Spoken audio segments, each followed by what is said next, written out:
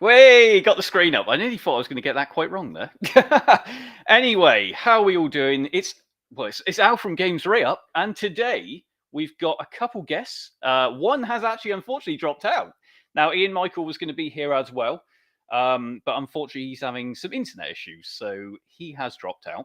But hey, you never know. He could drop in at any point. You know, he might fix the issue. He might drop in. He has got a link. So, Ian, if you're listening and you do want to drop by, or if you can, come on by. So, first of all, we're gonna bring in James from ItsMuchMore. Here he is. Hey, Hello, hello. James. How you doing? Good evening, Al from Games Re-Up. How you doing, my friend? I'm not too bad. Look at this. Hold on. I bought this little thing up on the screen. Look at this. The online Ah, lover, because lover. that you are the online lover. God, bloody hell. What I Don't get me mean in hot water again. and obviously what I mean by that is you love online gaming. I'm right, I aren't do. I? That is correct. On every console, every platform, I love to play online. So I'm here to help with English translations as well, because some of those have been brought back online as well. Question though, Mhm. why do you love online so much? Why is that such a big fixture of your Dreamcast sort of love, passion? Because I got no friends in real life. You Ah, see. that'll do it. Well, I mean that's the thing. I mean, people like couch co-op games and stuff like that, but Mm. I've got no one here to share any of this with. So I'd much rather, like back in the day of the old Xbox original, when you have a headset on, you just talk to everybody, even if they've got a voice mask on, pretend to be a 40-year-old man, they're actually 11-year-old girl. You're not going to know. So, Have you ever experienced that? well, I've experienced where people have voice masks back in the day on the original Xbox online, and being a friend with them and everything, and then didn't realize that they were like a 17-year-old kid or whatever, just getting ready to go to school. I was like, your voice mask sounds like you're a 40-year-old man. So yeah, good. That sorry, I was I'm glad that voice masks are gone now. A thing of the past. say though, if they were a thing still, then that would be a little bit strange, right? It Although would. to be fair, it wouldn't surprise me if people still do it. Well, yeah. I mean, it would. But thankfully, the Dreamcast doesn't have voice online per se, unless you go on to Discord or play Planet Ring and stuff like that. And the Sega Saturn Online doesn't have voice as well, so it's all good. Good point. Good point. Now I don't know if any of you have seen in the chat. So obviously Sega Saturn Shiro, I couldn't get my words out then. They've just messaged and obviously they said they might be dropping on as well. So who knows? And we've also got Lewis from Dreamcast Junkyard here as well. Greetings. And also James Parr, who is a member of the Games Re-Up YouTube channel as well. Good to have you here as well. Now, let's bring in who we bringing in, James? We are bringing Derek. That's correct. He does some. Well, he'll tell you what he does, but it's great to have him here with us. Here he is. Let's bring him in. Hey. Hey guys, thanks for having me. Hey, that's all right. Hey. Do you want to see the title I put for you? I don't know if I can see it from here. The translator and dev guru himself. Don't forget Devilishly Handsome. Oh, well, there you go. Damn it! I should have that. done that, shouldn't I? God. Oof. What? How the hell did I forget that? I'm just kidding. No, that's fine. I kind of wish I had done that. Now, we've got a load of chat already flying in, as you've already seen. So we've also got, who else we got here? Michael Rogers, he's another subscriber. A-Up. Now, where's that from? When you say A-Up? A-Up's probably from where I am currently based, isn't it? In the Midlands? Is that a Midlands expression, is it? Yeah, because A-Up, Mid-Ock, or whatever that is. It's up there, isn't it? To be fair, I am obviously Southern from Somerset, and do I sound like a Bristolian? Because obviously that's, I thought I did. Everyone says that. Even though I'm from Dorset, which is a totally different state and, not state, county, and and they're totally different, so I don't know, weird. Anyway, right, so yeah, we're here to discuss the English translation scene, which is getting bigger, and obviously Derek's behind most of them. So obviously you've done 6 titles so far, but you're working on a 7th, is that correct? That is correct. Although I will say, and I appreciate the kind words, there are a lot of other people who've worked on these translation patches for the Dreamcast. I think I have the biggest head count, so to speak, if you will. But Yep. also, to be fair, a lot of them were quicker projects, like Chaos Field that I did. What was that? Chaos Field. Yeah, I forgot about Chaos Field. I got lucky with that one, Al. I was just what was the other one? Radigy. Somebody released Radigy. Yeah. They used the it was GameCube or Wii. I think it was Wii. There was an English version, so they just borrowed a lot of the text and the assets. And I said, let me go see the other shoot 'em up from that studio on Dreamcast. I go to download the disc image, and I'm looking at it, and I see that everything is already there in English, just disabled. All I had to do was flip a proverbial switch, if you will, and the patch was done. I had to do like 5 sentences from Japanese to English. After that, it was 100% as if it were a retail, US game. So how is it then that how did you even start in this scene? Like, how did you get into thinking, oh, I'll tell you what I'm going to do, go and start translating Japanese titles to English? Well, it all started with a head injury. No, I'm just kidding. But that will probably do it. Yeah, no, to be honest with you, I mean, so I work, in software engineering, software development. Specifically today, it's more of solutions architecting is what I do. But from a very young age, I always loved video games, and I always loved computers, and I always loved tinkering around and, hacking in the true sense of the term hacking. Making something do something it wasn't intended to, not breaking into somebody's security. But it was honestly, during COVID lockdown periods, it was just before Christmas of 2020. People weren't really getting out much, namely myself. Yeah, same. I just I'd been playing English translation patches for years. I always was amazed by them because I know there's so much that goes into them. Yeah. That the average person doesn't see the technical aspects of it, the reverse engineering, the creativity to basically fit a square peg into a round hole, etc. So I decided to take a look at this one game that I used to play when I was about 13 years old, 14. It was the Neon Genesis Evangelion Typing Project E. Bizarre game. It's a Windows CE game, actually, and it's a keyboard typing game. And for some reason, I said, let me start looking at it. And within a few weeks, I figured out that I could turn this into an English language typing game. And I spent hours and hours and hours hacking away at it. And eventually I made it a reality. And after that, it was like an addiction. I mean, once you start seeing a game that you modify playing on your real hardware, on your console, on your television, it's like this feeling I can't describe. It's addictive. And I just kept going from there. That's crazy. I mean, there's a couple titles that I would actually like to see translated, and they're fun ones. So there's a game called Tokyo Bus Guide. Yes. Yeah, I love that game. And it's on my list. Not promising, but it's on my list. Oh man, you've promised now. You heard it. You heard it. There you go. See, and then there was also one called. Bomber, is it Bomber Hee or something? Yes. In fact, I've also looked into, so Tokyo Bus Guide I've looked into. There's a lot of wacky compression and other things going on that I would have to defeat, but Bomber Hee or Hehe, or however the hell you say it, it is largely wide open.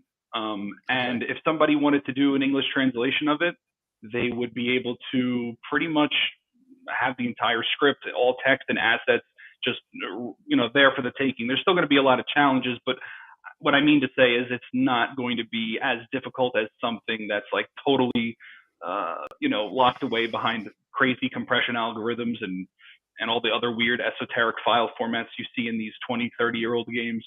Yeah. Well, I don't know it's so quirky, right? It's so weird. It's such an odd game. It's so Japanese. I love it.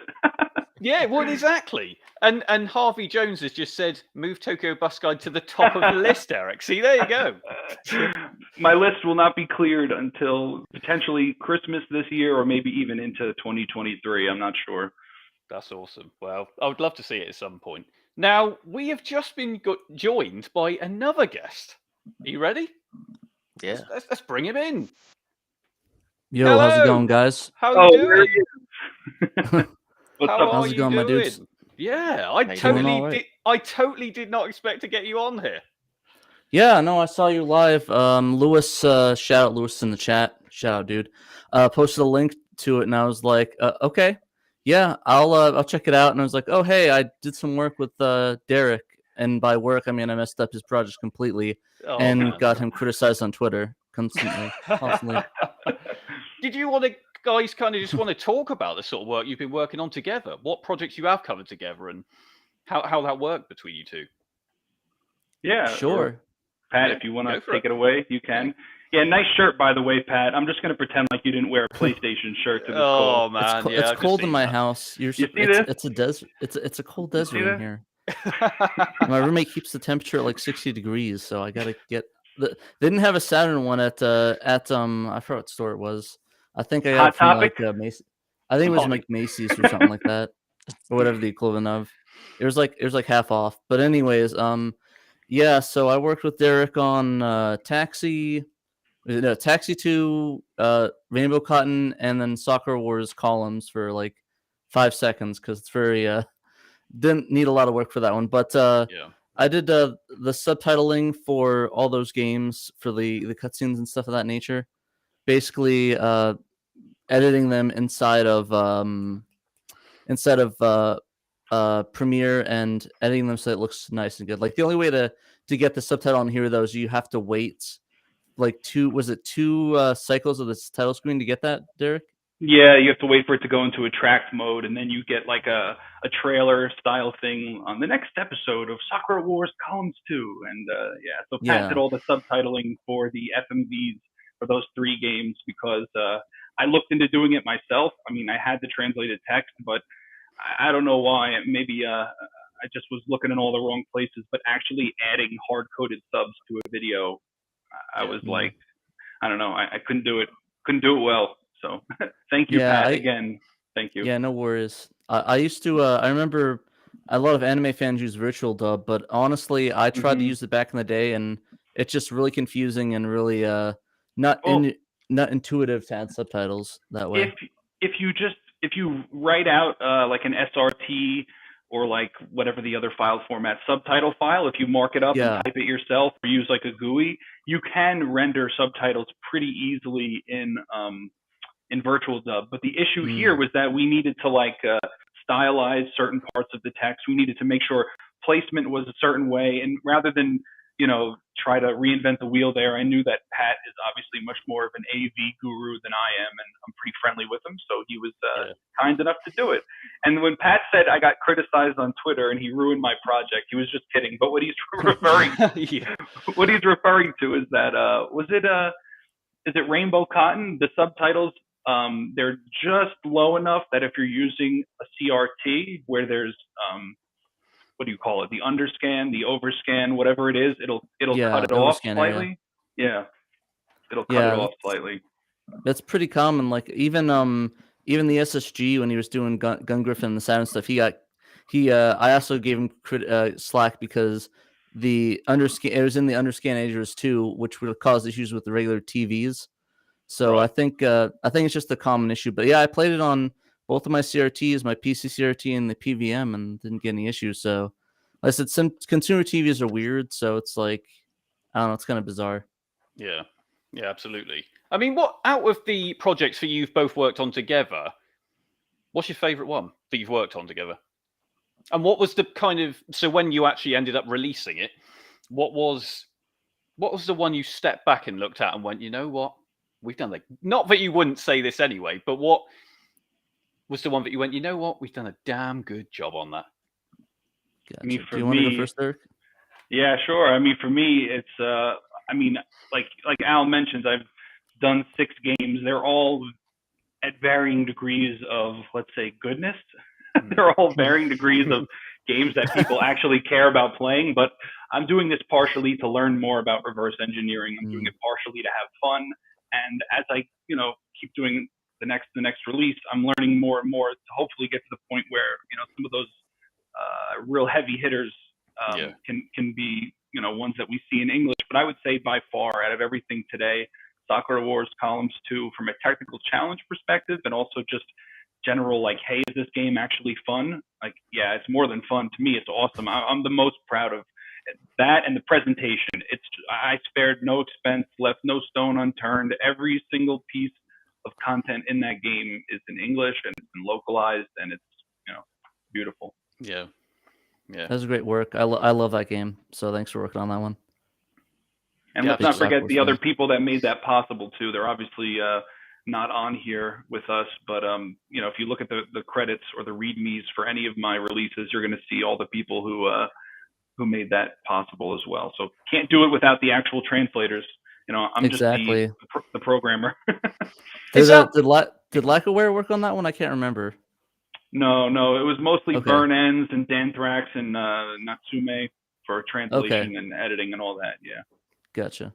So do you have an actual team that you always use for every project? It's always the same people. I sort of did. Like Rainbow Cotton and Sakura Wars Columns 2 were the same core team. Like if you look at the README, there's going to be tons of other names listed for additional little things. I don't want to leave anyone's names out, but it was the same core team. So in my mind, I thought like, hey, we've all got great camaraderie. We've got good teamwork. We know how to play off each other's strengths and weaknesses, etc. So I'd like to have those people kind of be the same group I work with always, but this is a volunteer thing. It's not a realistic expectation. So the game I'm working on now is an entirely different group. And actually, Lewis from the Dreamcast Junkyard, who's in the chat, hey Lewis, he is working with me as my lead editor. So it's a lot of work, and I can't thank him enough for volunteering his time. Yeah, no, that's going to be awesome. I didn't realize Lewis was so heavily involved in translations. Well, he is now. Well, yeah, he is now. Yeah, You gotta put if you want it done, you gotta get into the trenches, and that's what I think a lot of these groups are starting to do. Like sort of set Shiro with me, and then the Junkyard with Lewis is getting in there and helping out, which I always like helping out and assisting people. And like Derek, whenever he needs anybody's help, he can reach out to me anytime. Be like, yo, I need this subtitle, or I need this or that, and of course sharing it out on Shiro, and then promoting that as well in that regard. So I think between those two organizations, it helps him. We both do on our side. So like Lewis does that, and he shares it on the Junkyard or the Dreamcast Junkyard, and I do the stuff on Shiro. So it's a good yin and yang sort of thing. It's like it's kind of funny, really. I like it at least. By the way, the Shiro show is amazing. I do watch. Thank you. Yeah. Sometimes I'm in the. it. That's all right. Yeah. Sometimes I do a little comment whilst you're going along. But what time do you normally do it? So everyone does know. You can obviously do a shout out now about it. Oh, sure. It's gonna be at. It's gonna be actually in 2 hours at 3:30 Arizona time, 2:30 Pacific, I think. So in about 2 hours, we got a live video and stuff going on. But yeah, I said to talk about Rainbow Cotton a little bit. I did the subtitles for that and like the beginning for those cutscenes. And I tried to capture the vibe of the animated cutscenes like we would see on Crunchyroll, because there's a lot of ways to do it and approaches. Like with Taxi 2, I tried to do a DVD, the yellow DVD like subtitles like you'd see in like the classic early 2000s DVD to capture the aesthetic of the Taxi series. So I sometimes do sort of that stylistic approach, and this I think it's much better because I learned to do the centering better. Everything's centered and looks quite nice and clean. Taxi 2, I wish I could go back and do that. Maybe that'll be an improvement patch, but I think I did quite a nice job when I did with that one. But that's sort of what I like about the subtitling, is trying to capture the essence of what the medium is. Right. In that regards. Yeah. I mean, how is it that you, because obviously I don't understand anything from a development point. So what is it you actually have to go in and do to do a translation? Where do you start? You familiar with the rain dance? No, I'm just kidding. Yeah. It's, I mean, firstly, every single game is different, even if it's from the same developers or the same publishing house or studio or the same console, right? I mean, sometimes you get things like both of the Evangelion typing games. After I did one and I reverse engineered the entire word bank format and the font system, I was able to easily, do all of the hacking for the other Evangelion typing game. So that does happen, to be fair. But in general, you're looking at working with whatever kind of file formats were common in the era or common to that particular console or that particular developer. We're talking in the case of Dreamcast, like Power VR textures, which is, for lack of a better term, the images, right?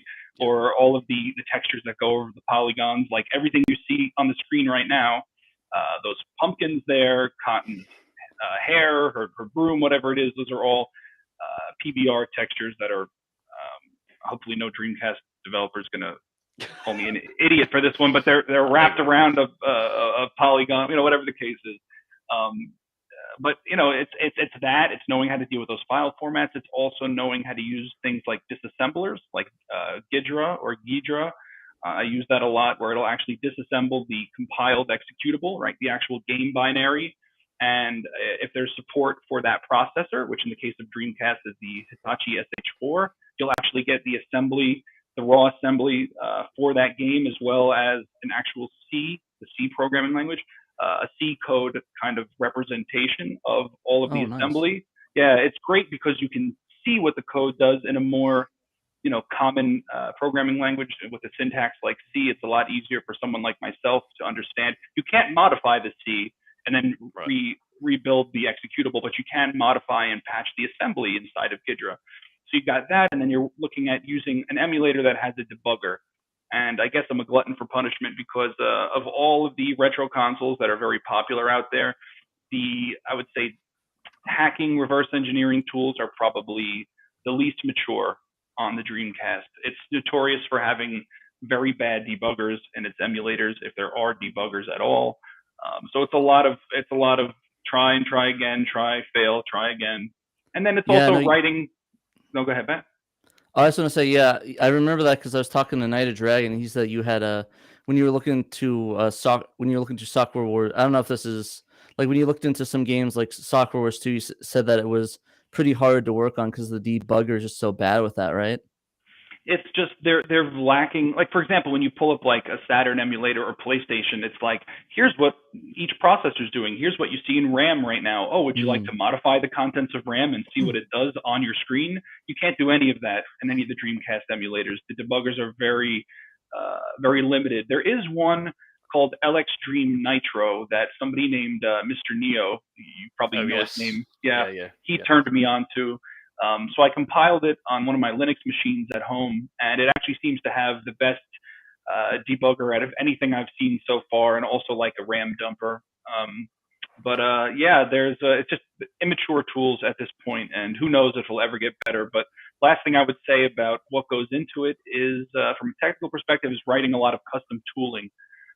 So, for example, you come across some file in the disk image that contains, 10 other files that you need to access. Well, you could throw that into a hex editor and start, modifying headers with different pointers and offsets and modifying parts of the file, but it's going to break. You're going to go crazy. It's not worth it. So writing your own custom tooling that can extract like an archive, like a container file. Think of it like a zip file, right? Like that. Yeah. Except all these old games, they just use random one-off formats. Like, here you go. And the file extensions make no sense. They're just random. They're arbitrary. So a lot of custom tooling. So if you look in like the GitHub repositories for my projects, I always include like any of the code I wrote to extract or reinsert, text or textures or assets from the game. I always include the code just so people can see it if they're interested, Yeah. It's good for preservation. A lot goes into it. Yeah. Yeah. In case somebody wants to use it in the future, that way it's like it's there, so it's like you don't have to reinvent the wheel each time. It's like, okay, I like this, but I want to make modifications or maybe add something in there. So let's use this tool instead of rewriting an entire thing for days straight. Yeah. Yeah. I do like the way people do that when they finished up on a project. Ian always tells me how he does the same thing. Ian Michael, he always says how if he's come across something or worked something out that no one's done before, or it makes something easier or whatever, he always will put it online somewhere. Like you said, exactly, it is for preservation. And, it just allows the community to grow even more and means that even more people can develop for these systems. It's Saturn, the Dreamcast, whatever.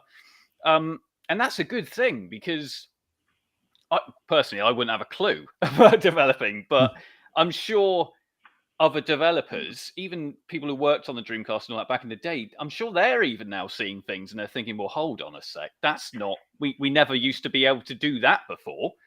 And Yeah, now, you have to keep in mind that the developers back then, they had a deadline of usually a year and a half to work on stuff.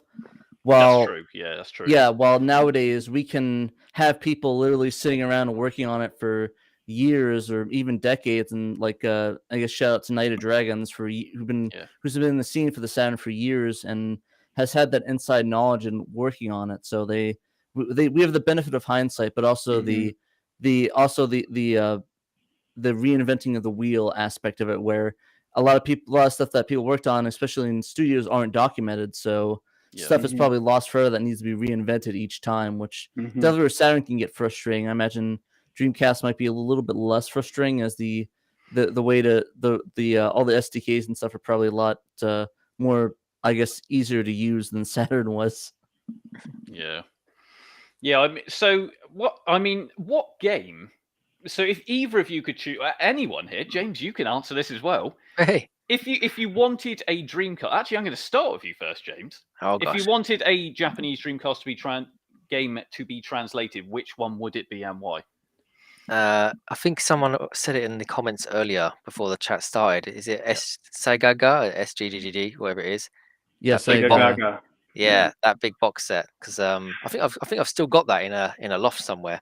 But yeah, that would be cool to play through that. James, I'm not exaggerating. I'm not embellishing, because there's no need to embellish. I get somebody contacting me about that game on Twitter direct messages. I mean, what is it, like once a week? Just random people. To be fair, Derek, that's also like half of those are my alt accounts. So gotta admit it. I'm sorry, cat's out of the bag. No, but yeah, that's just the one that I've always wanted to play, because it just looks awesome. The story of Sega and all that sort of great stuff, and it would be good. I mean, there's so many other games, Japanese games, that I'd like to play through, but I can't understand what the hell is going on. So I'll just yeah, you guys do great stuff, and I'm just here for the ride, really. So yeah, it's all good. But whilst you're up on the screen as well, because obviously, like I said before about you being massively into, your love for the Dreamcast is online. So are there any titles that encompass online that you'd want to see translated that aren't currently? Because obviously there's games like the Gundam games, for example. What would, from an online front, what would you? Well, yeah, Gundam, yeah, the one that's actually online at the moment, because we tried to play it online, me and you, Al, and we didn't know where we was going, even following a video guide of where to go, where to log in, all that sort of stuff. So yes, things like that. Maybe some of the Japanese only online games as well. Bring back some of them, or some of the net play games, like the virtual tennis side of things. But you've already got my favorite game fully translated online as well. I don't know if you guys did it, but it's Fire Pro Wrestling D. That's full translated. The menus are translated. The wrestlers, the rings, the refs. Oh, that's pretty awesome. It's already done, and I mean, it's it's pretty awesome when I played through it. And everyone comments on that video of mine, where did I get that patch from, or where did I get the update from? But it was a VMU file, a save file that I found somewhere on an old disc, and it's somebody translated it, and then yeah, that's where I got it. So is it really? So is it really? That's all it takes up in size? Yeah, it's Wait, an old. what? Yeah, You're saying it's an actual VMU save that unlocks English? I had a VMU save, so that had English translations for the set tiers and the set groups and the factions, and then a patched version of the game as well. So they have to be both. Well, they have to be both there. They have to be both present for it to actually work, because one of them does the menus and one of them does the wrestlers. If they're both not there, then it just I either have one or the other. I have that game on my GDMU. I've never played, admittedly, the English translation of Fire Pro on Dreamcast. I had no idea. Wow. Yeah, I'm going to need to... It's a very popular one when I do a video on it, because everyone says, how have you got all the names of the wrestlers in their correct factions, their tiers, the rings, the refs, the menus are all in English, every part of it as well. So blood type and where their hometown's from, all in English. So, You ever play the Saturn translations of the Fire Pro games? No, James? I mean, I've only ever played the Super Nintendo, the PlayStation 1, but I really want to go through some of the older ones. Yeah, the Fire Pro Wrestling 6-Man Scramble, man, that game is massive. They translated it on the Saturn. oh wow, I was surprised. So much detail, so much character creation. And there's Wow. Blazing Tornado, but that's more of an arcade game, but it's still worth it. But if you really want a great Fire Pro experience, definitely check out the fan translation of Six Man Scramble on the Saturn. That was pretty awesome. I'll check it Yeah. out. I mean, I've not got a Sega Saturn, sadly. The only Sega Saturn item I have is the Netlink adapter and the keyboard. Oh, no Ooh, way. well, you're already set to get online and play with us on the Netlink groups. Yeah, but I've not opened the box. It's still sealed. So I don't know. Should I open it? I mean, can I play games like Duke Nukem online with Yep. those, Sega Rally, Daytona? They're all the Netlink versions. So yeah, I'll have to look into it. But I need to buy a Saturn first. I don't know what Saturn will support the Netlink adapter. All of them should be able to. Usually people recommend getting the Japanese one, just the Japanese Netlink, but I think all of them work as well. I think, So yeah. either one works. So yeah, come over to Saturday Sound Shiro once you're ready to Yeah, get with the Netlink guys. We have a lot of people playing online, so that's it. I'll be there. I'll wait for the Duke Nukem because I mean the Dreamcast version's not out just yet. Not But, yet. It's I'll coming. be on the Sega Saturn version online. So yeah, awesome. we'll be waiting for you.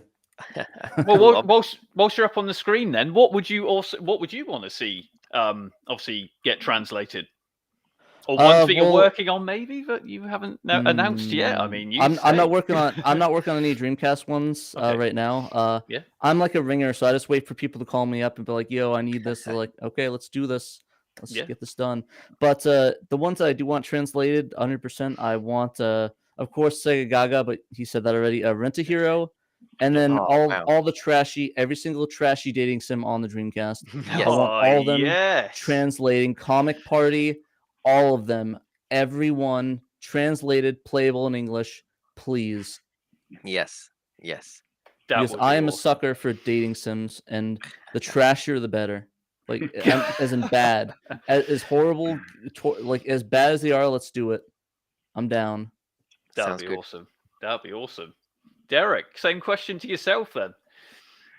I always would say Sega Gaga is like the white whale. But I'll be honest with you, so many people talk about it and bug me about it that I'm starting to be like, not that I'm annoyed at people reaching out to me. Let me be very clear. It's starting to look like one of these games that it's like, I think it would be held to such a crazy standard that I would almost be afraid to like touch it, if that makes sense. Yeah, no, it's kind of like the problem that the Saturn devs have with Princess Crown. Yeah, you know, that's the running joke in the Saturn community. When's Princess Crown happening? And I think that's the Dreamcast equivalent of that. So I think I would like it, but I do understand where you're coming from with that. It's a lot of pressure to put on somebody, you know, where it's like, oh, this translation's bad, or I don't like it, it's glitchy. Like it's like putting you on a pedestal, and yeah. I mean, it would be great, but also I'd love to see Sakura Wars 2, 3, and 4. I know that, Pat, you might know the answer. I think one of them is like an inferior port. Like Sakura Wars 2 on Saturn was actually better than on Dreamcast. I can't remember. But I don't know exactly if that's the case. But yeah, I think that I do think that there's a reason people are wanting the Saturn version rather than the Dreamcast versions. But in all honesty, I would have whatever version boots the game in English and I can play it without having to look into a guide. That's my ideal version. So Saturn or Dreamcast, I'll take what I can get, but also those ones too, especially 3 and 4, which unfortunately have yet to be translated, it's just a bummer. And I know that people have looked into it, but you know, it's definitely a lot of work. And I think people that want them are working out. Like, we don't know because it might be still in the works, but nobody knows. Like, all the teams are hush hush. So even in the inner circles, we don't know if it's the case that it's being worked on because it's that hush hush. Some of these projects, but it's good though because it keeps us surprised and having like a oh crap moment once it comes out. You know what I mean, Derek?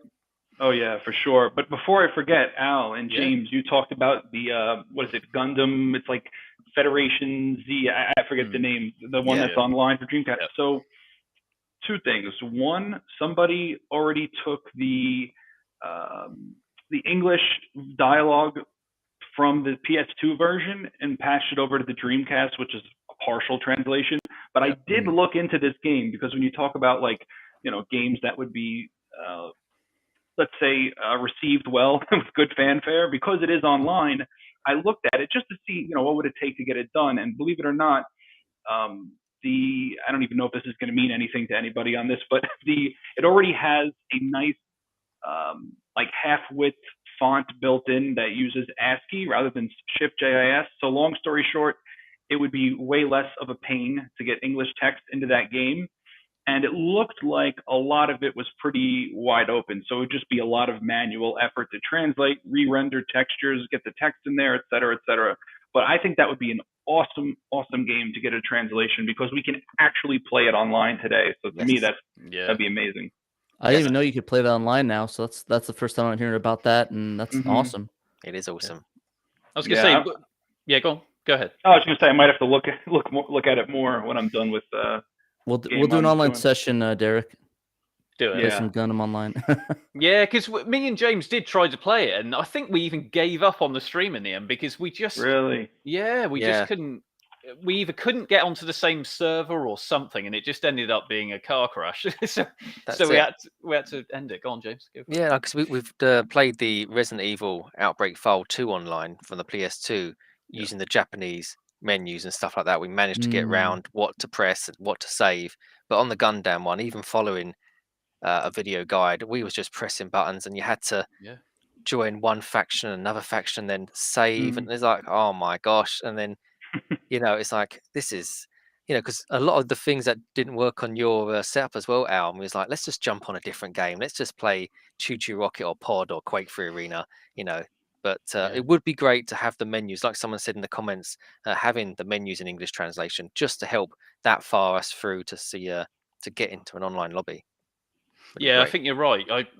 Because I've tried to cover more and more Japanese titles, but I'm just trying to decipher the ones that I can actually play without needing to know any Japanese, really. Like, I could pick up the odd word, but there's no way I could navigate through a lot of these games because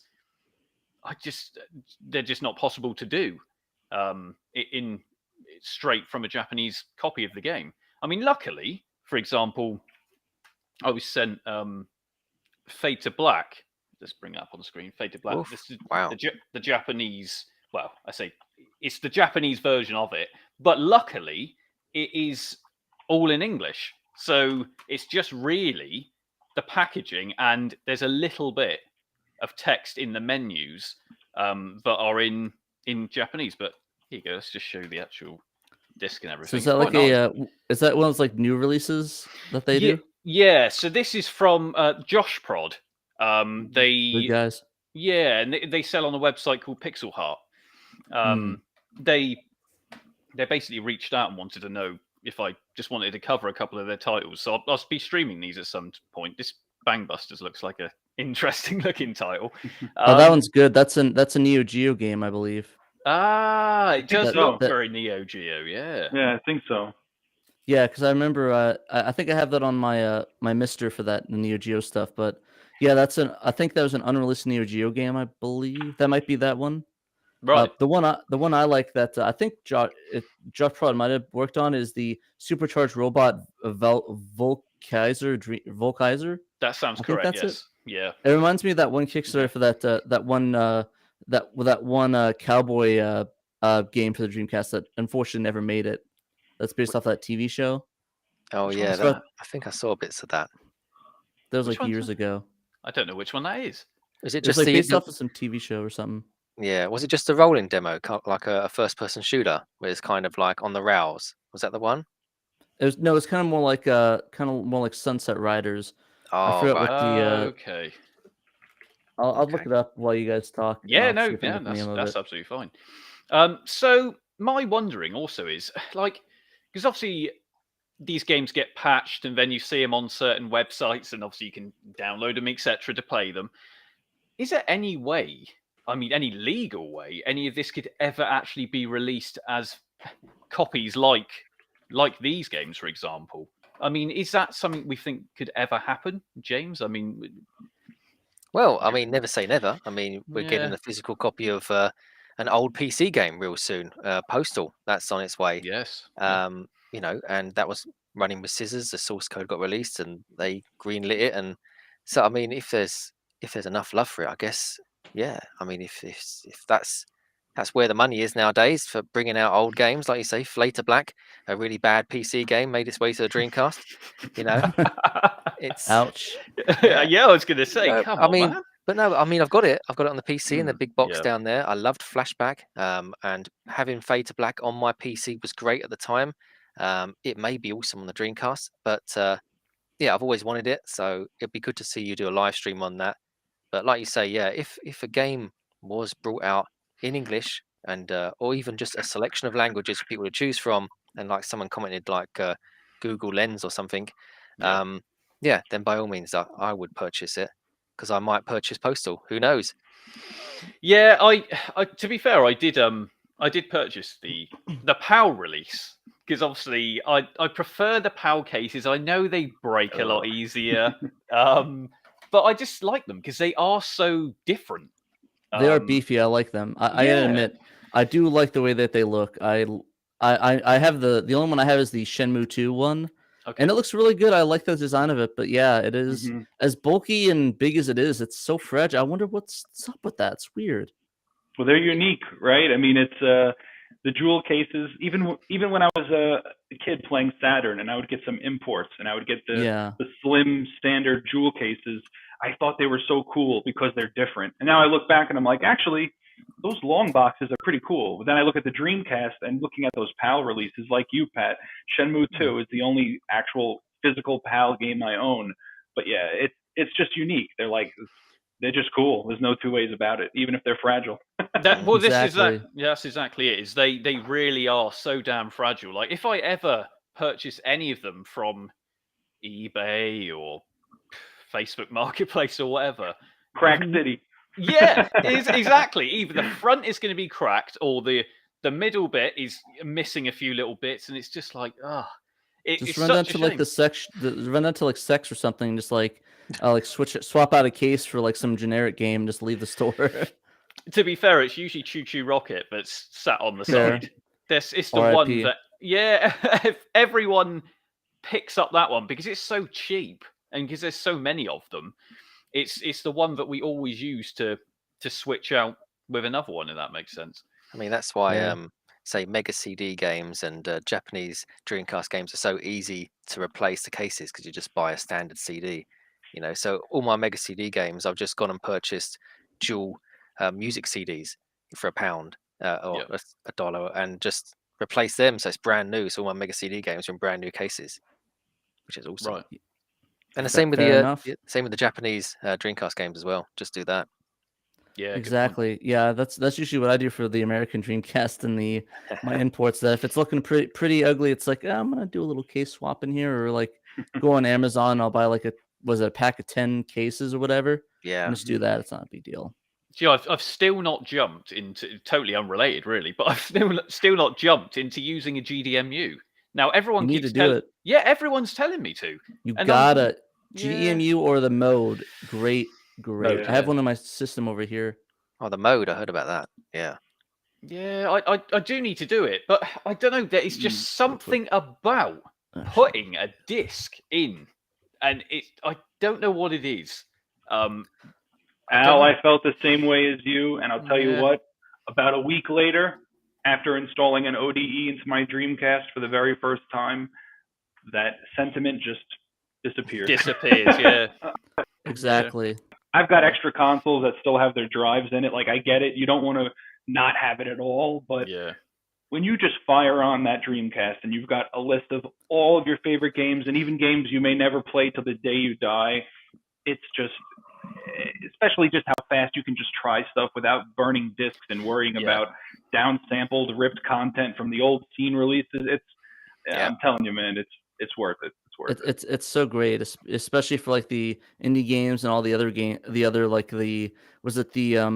I think the best thing about that is the Autonomous Wave games. Yeah, those are probably the best use case for that, because those games don't have any physical release, and the only way to really play it, because a lot of them are still just GEMU discs, or like was it the GD-ROM proprietary GDIs? formats? You mean GDIs? That's it. Yeah. Thank you. Thanks, King. They did CDI versions of a lot of them, but the reason why you can't successfully play most of them is because The Atomic Wave was cartridge based, much faster data read speeds, right? So you try to do that on a disc, it just doesn't work. Yeah, because I only play my. That's why you got to wire the Atomic Wave directly into the Dreamcast. That's what you got to do. I use the serial port for my Atomic Wave games. I don't use my GDEMU or a disc or anything. But the one behind me is GDEMU, and the one in the kiosk is disc, because I just like to take a disc off that side and put it in the kiosk that way. But Fair. But yeah, it's just for the Dreamcast with the GDEMU, it's easier for the homebrews, the ports, and online games, because I can just chop and change going online like a fly. Go on Fantasy Star Online, go on Quake. Just if I see somebody on Pod 2, I'll just jump on that quickly instead of trying to find the disc. By the time I put the disc in the drive and it's loaded, they've left the lobby.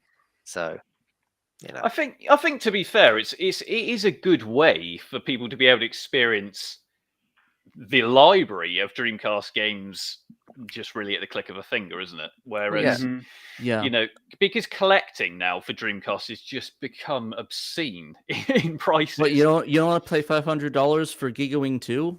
Do I hell? Al, there's something else important to remember too, is that even if you tell yourself, "Oh, I can just download a CDI and burn it," for a huge swath of those releases, they had to cut content or loop tracks or downsample audio and video, so you're not getting the original experience. That, to be fair, is a very good point. So that would lead me on to tell you about, obviously, Tomb Raider 1. So obviously, Tomb Raider 1, now playable on the Dreamcast, well, they're not technically released yet, but there's two new versions. And they're actually using PC assets now instead of PS1 assets. So the GDEMU version is identical to the PC version, FMVs and everything. The CDI version, they had to remove, or Ian had to remove the FMVs. Everything else, though, works absolutely fine. But they had to take out the FMVs, and he said it was something to do with the way it reads the disc and the speed that it has to read it. So yeah, they had to remove it from that. So you're right. Unfortunately, although I bang on about CDIs and all that, the developers don't like it a lot of the time because it kind of hinders them in a certain way. So, plus storage capacity too. You're limited to 600, 700 megabytes of storage versus a gigabyte. So it's true. Yeah, absolutely. But unfortunately, that also then means we then see less physical releases. And for me, I want something to be able to put on the. I know that sounds really sad, but I just want to be able to put it. No, do you know we all what I mean, understand. though? Listen, if there's anyone who's going to understand, it's us on this call, all right?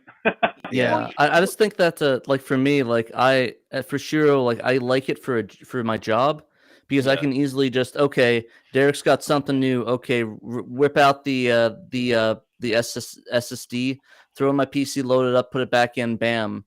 And just be able to do that, and especially for the Saturn stuff with the Satiator and the Rhea.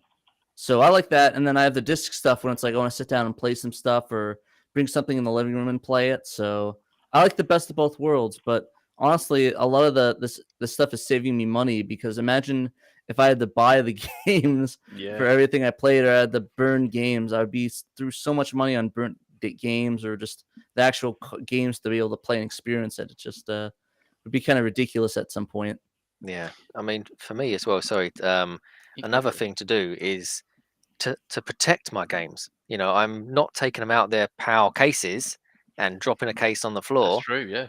And when I go to events and I have the Dreamcast set up, instead of somebody taking out Zombies Revenge or Dynamite Cop disc and running away with it, if they take an MMC memory card, I can replace that. If they take the actual disc, then I'm just going to be losing out on money. So it's better for me when I do my events, and it's better for me to protect my games behind disc rot. I don't think I saw someone commenting about disc rot.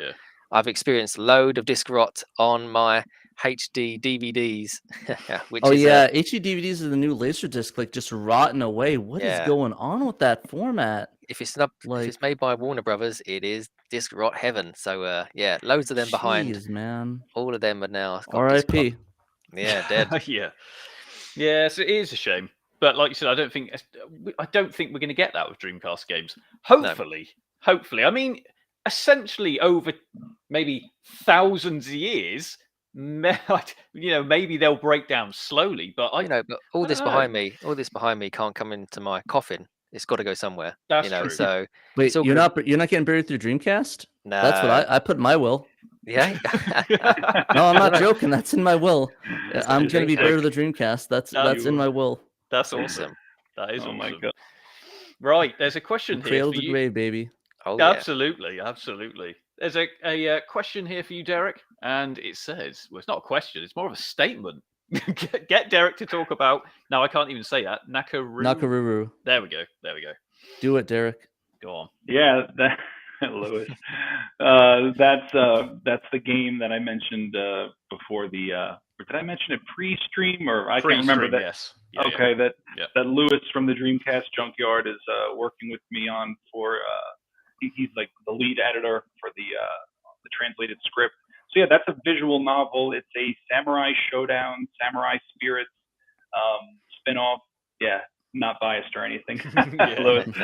It's really cool. It features Nakaruru, or I guess as they say in Japanese, it's like Nakoruru. I guess the emphasis is on like the second syllable, Nakoruru. I don't know.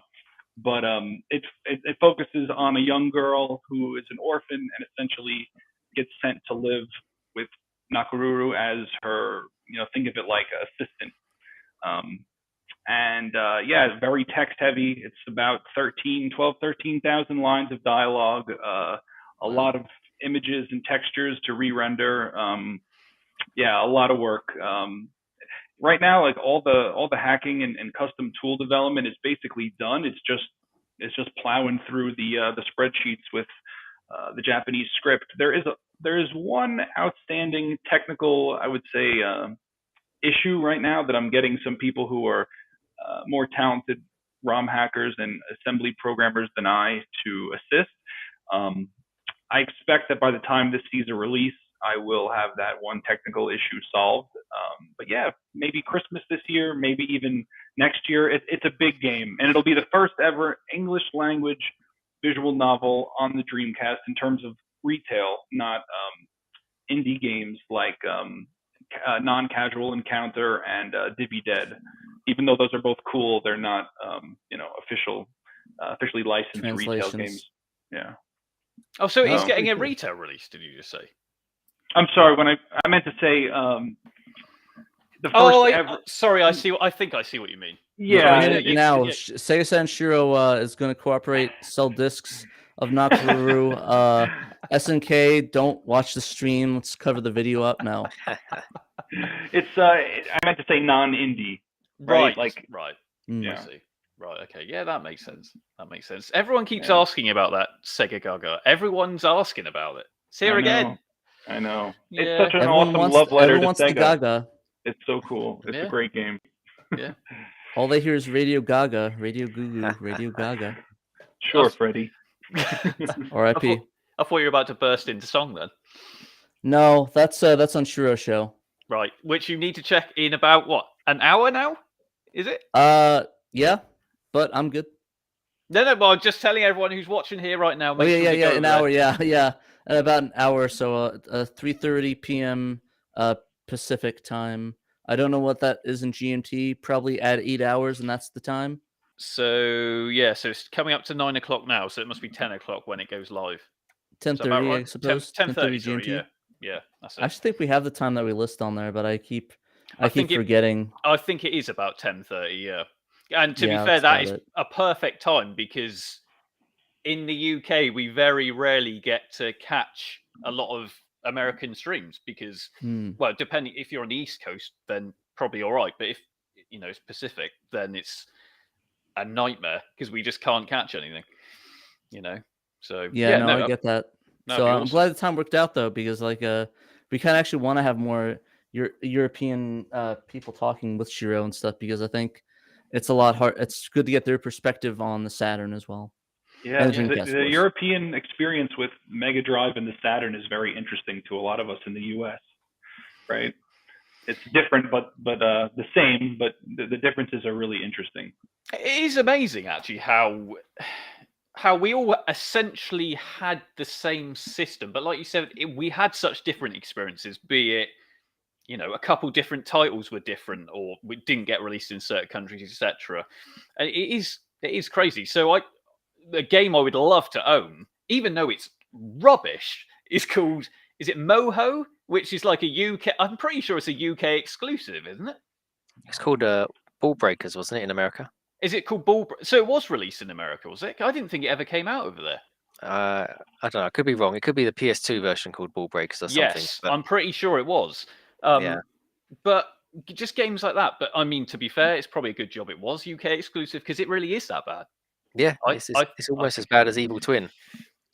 I quite like Evil Twin. Yeah. Yeah, I don't. I bought it on PS2 the other day because obviously I can't afford the Dreamcast version. How much No, is the you can't. Dreamcast version going for? £130. Yeah. Oh, it's not. I was expecting like in the hundreds of pounds. Like you get like 500 pounds Oh, no, for something like that. No, Or is that's that like like- Moho. Yeah. Moho is about £300. Yeah. Oh, Yeah. yikes!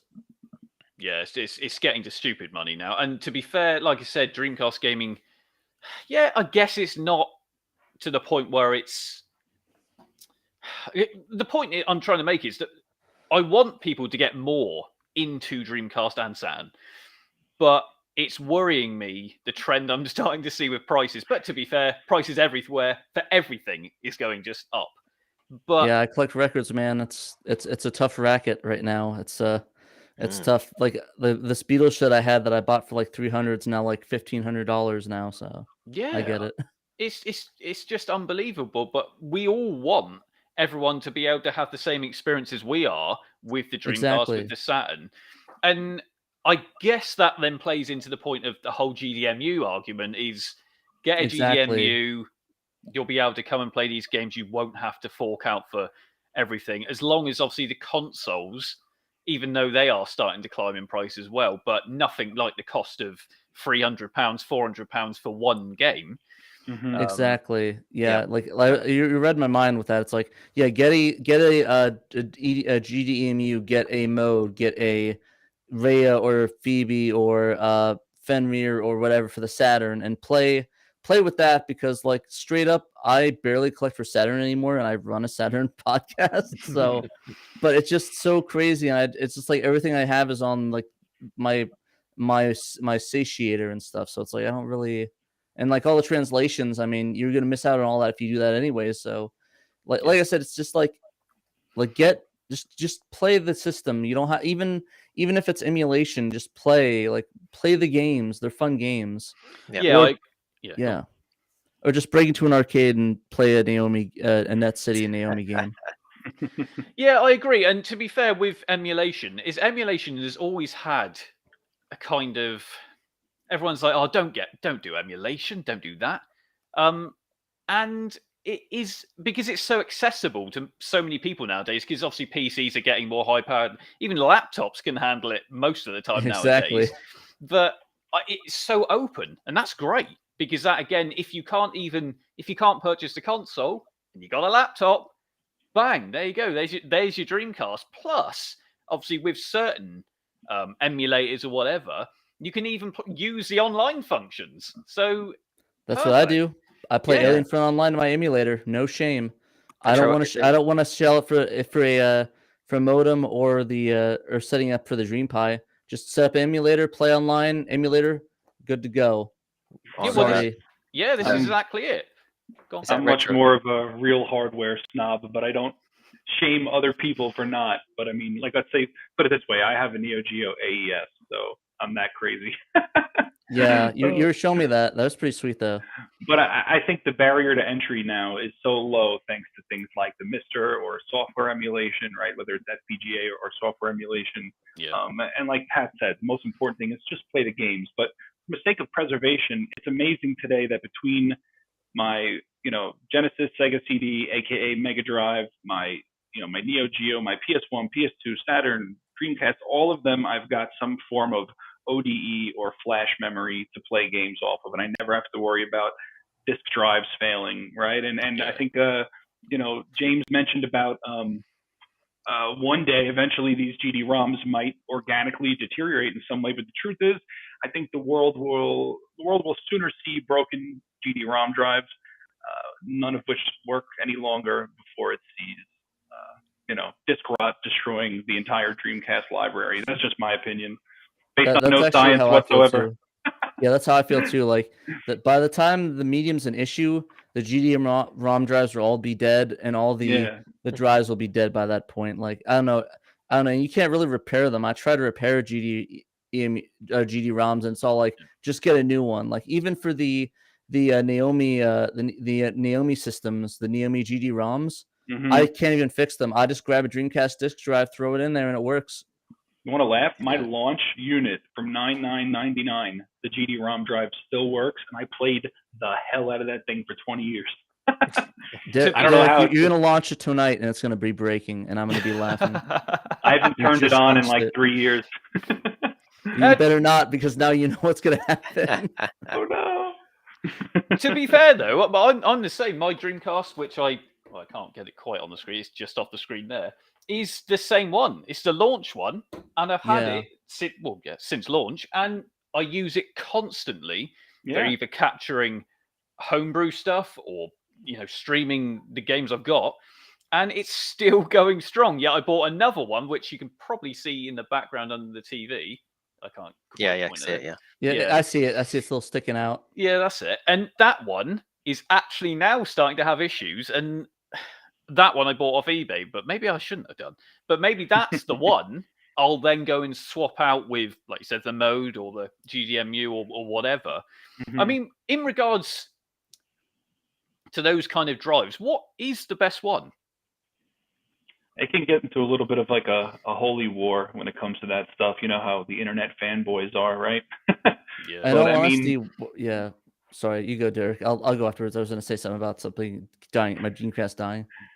Oh no, go ahead. If it's before. Oh, I was going to say. All I was going to say is that when my Dreamcast, all my Dreamcasts, the only time they died, had all of them from launch, died from the controller port frying itself constantly. Oh, really? 4 in a row. I absolutely hate that. Wow. Garbage. That sucks. But anyways, what you're saying? I've never had that happen. It's usually if you use the light gun killed it for me, the Mad Catz light gun. I plugged it in, it fried it each time when it's on. Do not use that light gun. Do not. Is that the only light gun officially that works with a CRT though? In America, yes. Yeah, so because I used a POW light gun on the CRT that's in the kiosk and it worked fine, and everyone was commenting and saying, but that's the official Dreamcast gun, that didn't work. I said, well, the American one didn't, because they removed as you guys probably already know, they removed that fixture from it. But the POW gun works fine on CRT. But I do want to get the Mega Catz. It's slightly different. The Mega Catz box set for the House of Dead 3 for the Xbox. That's what I want to get, the light gun for that. That's the green one, isn't it? Yeah. I do like the look of that, to be fair. What were you saying before, Derek? Sorry about that. Sorry, go sorry, for I was going to say Derek. Derek, you were saying something. Carry on. It's okay. I've definitely talked enough. No, honestly, like I said, the stream we do, just say whatever the hell you want. So you carry on, mate. You go for it. Okay. In terms of the ODEs, the optical drive or optical disc emulators on the Dreamcast, so you got to think the GDMU, the original GDMU from, I've never heard his name pronounced out loud, so I'm just going to say Deunan, Deunan.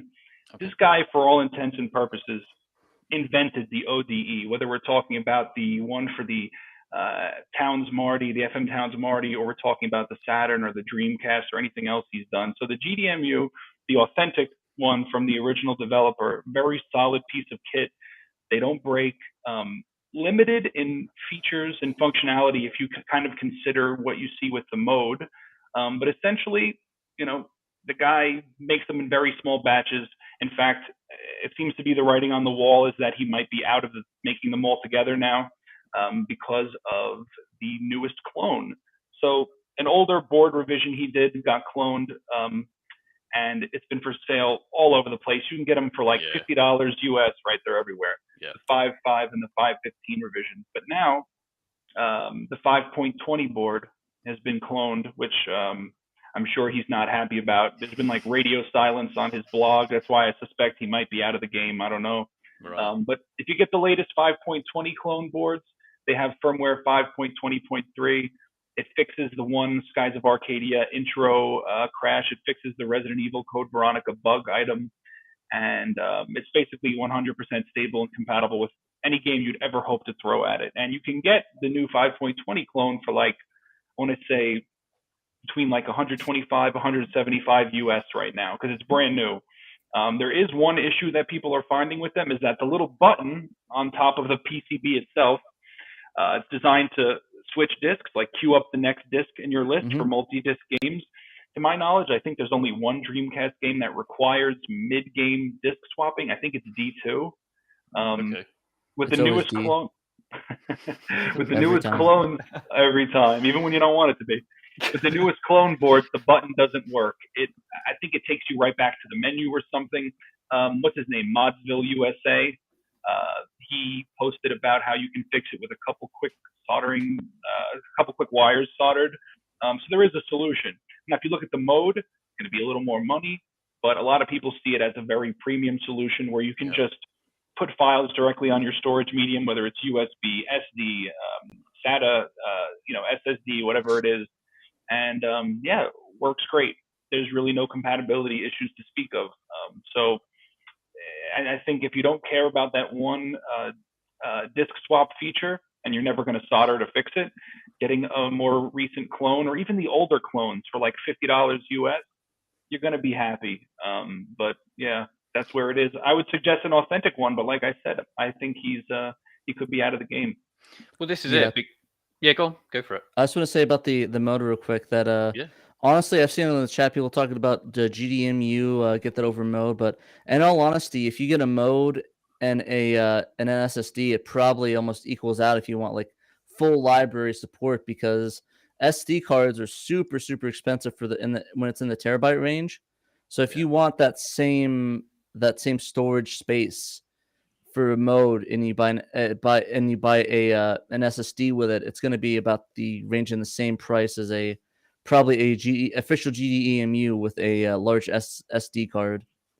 But at least that's just my opinion, and I kind of like the SATA stuff anyway. It's a little bit easier just to throw on and get adapters for. So honestly, I'd probably recommend the mode, but I'm biased, so I can't.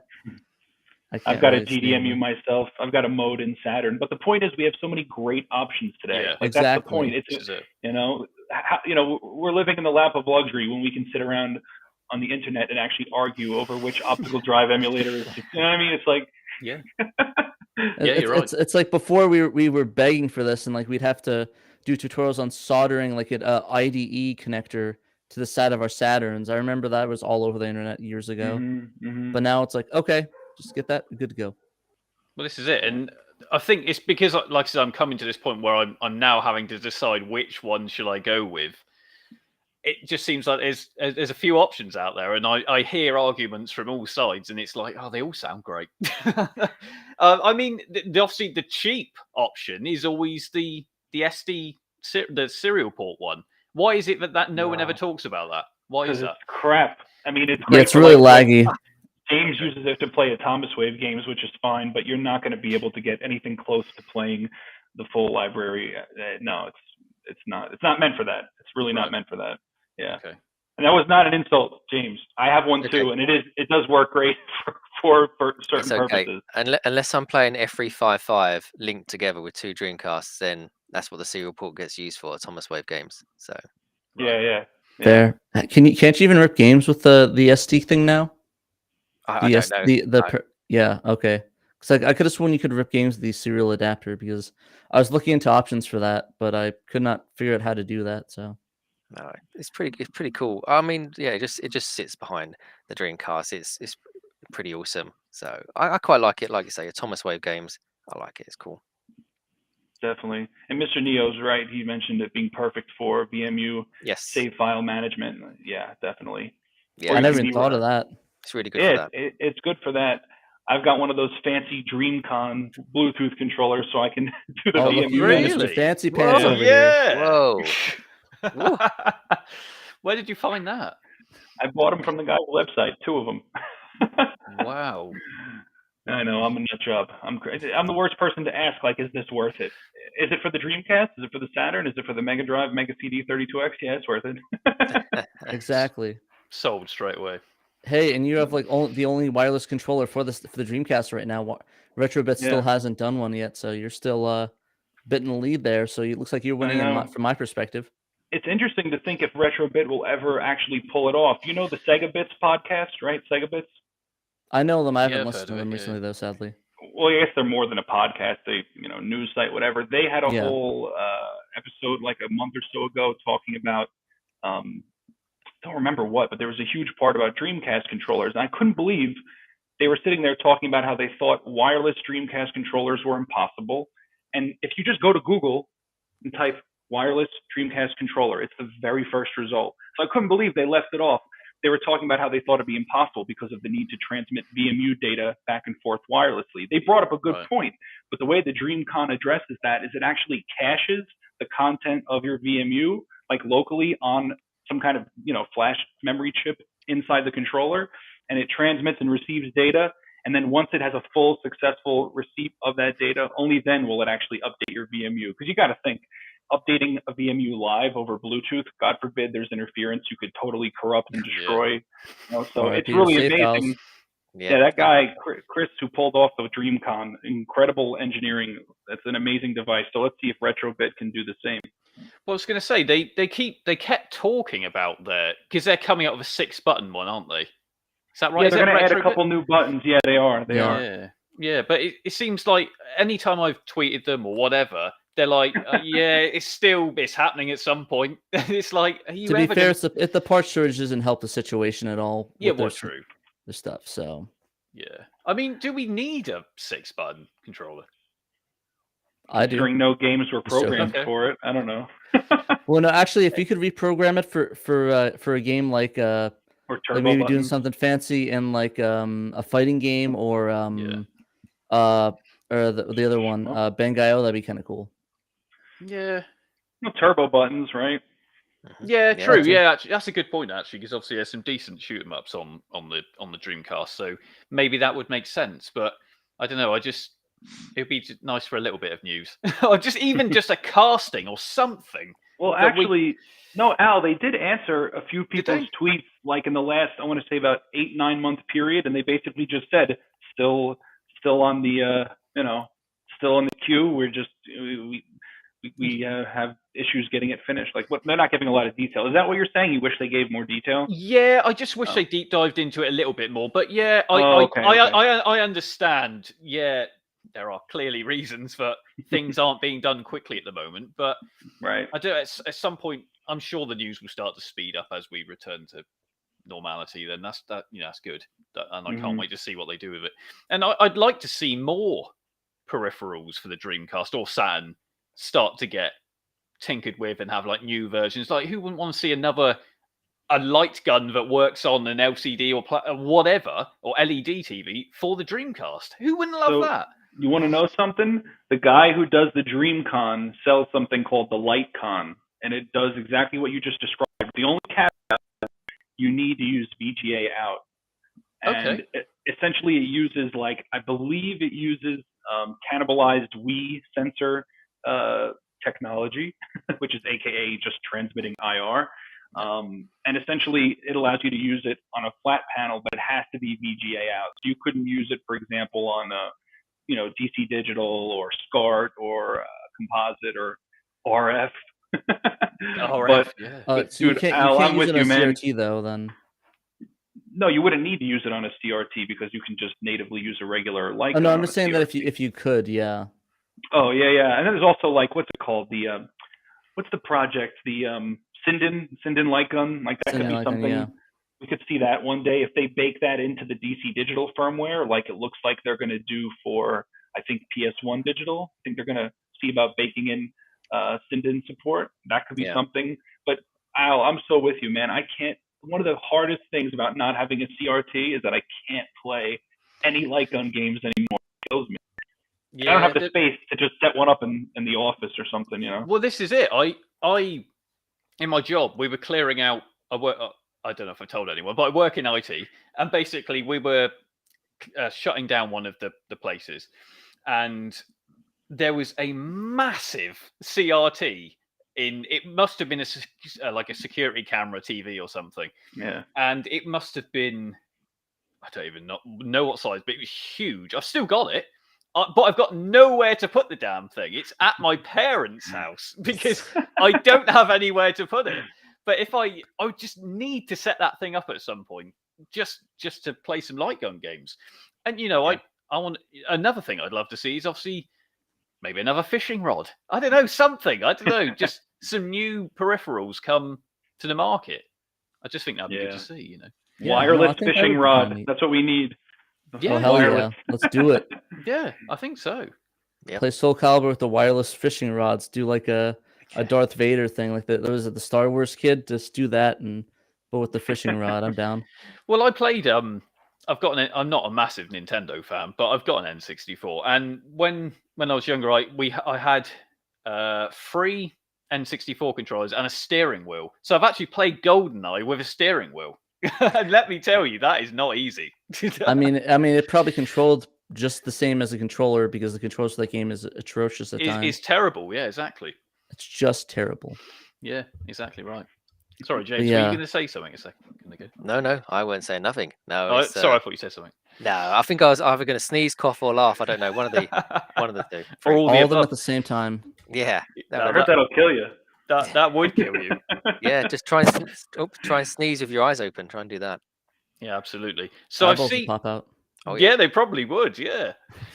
No, I saw someone here was putting Hunter Naught. So he's one of the subscribers. Says love a bit of Lara because obviously I was talking about Open Lara earlier on. Oh. And he says praying for Tomb Raider 2 on the Dreamcast. Mm. Well, interesting because that is actually already a thing.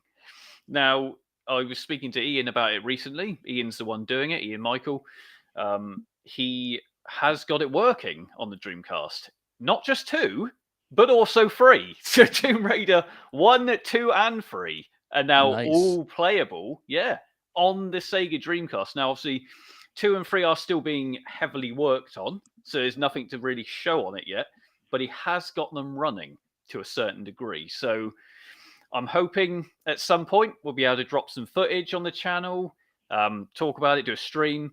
But yeah, Ian's doing some pretty incredible work with that. I mean, that's awesome. Yeah, I mean, whoever thought we'd see Tomb Raider working on the Dreamcast? Given enough time, everything will get ported to the Dreamcast. Yeah. Well, yeah, this is exactly what I'm wondering, and it, obviously a question for all of you again. We'll start with Derek. Is what would you want to see come to Dream? It doesn't have to be a translation, just any game. What would you want to see ported onto the Dreamcast? Oh man, I don't even know if I have a response for that, to be honest with you, Yeah. because everything I've ever played, I'm dead serious. Everything I've ever played has been on a Sega console. I rarely touch anything outside of original Sega hardware. I mean, that's just, I don't know. I'm stuck in the past, man. I'll tell you what, here's a goofy one. I love Klonoa on the original PlayStation, and I would love to play that on a Saturn just for the sheer joy of knowing I'm playing it on Sega hardware. There you go. There's my goofy, ridiculous answer. You can always play it on Dreamcast using the that disc, right? Bleemcast. Bleem, Yeah. Oh, that's a tough one, Al. I'm sorry I don't have a better answer, man. No, honestly, that's absolutely fine. I mean, that's why I like to throw these random questions out to just see if I can catch you off the spot. I mean, I'll jump to myself and I'll move to the other guys, but I would probably go with, what would I go with? Now, obviously, I would have said Duke Nukem 3D, but that's being worked on by Dan Redfield, so that's happening already. Probably, I mean, I saw Resident Evil 1 listed earlier. Yeah, actually, funny enough, Hunter Naught said exactly the same thing, Resident Evil 1 and Snatcher, but I'd probably choose Resident Evil 1 personally over those two, but maybe that's an unpopular opinion. But then maybe also, I want to see some strategy games, maybe Red Alert, Command and Conquer, something like that. That would be Here's cool. revenge for Dreamcast. Make it happen, boys. Yeah, exactly. Could happen. Who knows? But Pat, go for it. What would you want to see? I kind of agree with what Hunter North was saying with the Police Knots. I love Police Knots. I love Snatcher, Metal Gear Solid, and Metal Gear 1 and 2, and have like a complete Hideo verse on the Dreamcast. And I mean, of course, we're not going to get 3 or 4 or 5, but like just having like the earlier games, that would be pretty sick to have in there. Yeah. And if it's not those, I kind of like I think, and just I think that's probably the games I want to play, and also Crisis just for the lulz. But Yeah, that's probably not going to happen. But yeah, just imagine how slow that would play. probably as good as my E-Machine did back in the day when that came out. That was E-Machine. that was- I had an E-Machine. Yeah. It was great. It had a T6522, had a X700 card, and no, I upgraded to an A600 GTS, and it still ran like crap. But then I got a better PC, and it ran it decently more better. But yeah, those are the games I want to play on there. Probably not Crisis, but those other ones for sure. Yeah. Awesome selection. James, what about yourself? I'd probably go with the House of the Dead 1, Sega Saturn or arcade version, Model 2, Max Payne. Oh yes. That would just work really odd with the controller, I think. What else would I say? Maybe some of the Xbox exclusive ones as well, like the Outrun or Panzer Dragoon for the Xbox and Jet Set Radio Oh, I Future. completely forgot that one. Panzer Yeah, Dragoon that's a for great Xbox. answer.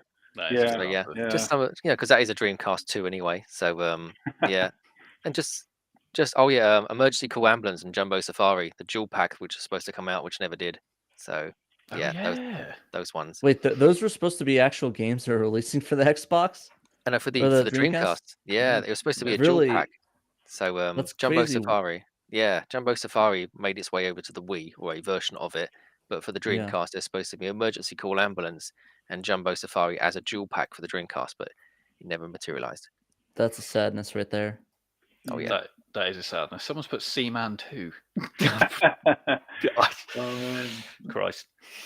I mean, that's an interesting one. I mean, Bad. yeah, the thing I find strange actually is how no one said GTA 3, because all I ever hear when I do a stream, whatever, or a comment, pretty much in every single video is, why no GTA 3? Now, obviously, it's going to be a legality thing, I'm sure. But again, speaking to Ian thinks it is technically possible. It's just you'd have to use, I think he said, PSP textures from Liberty City Stories or something like that. Less activity going on in certain areas of the game, etc., etc., etc. So maybe I think it's that.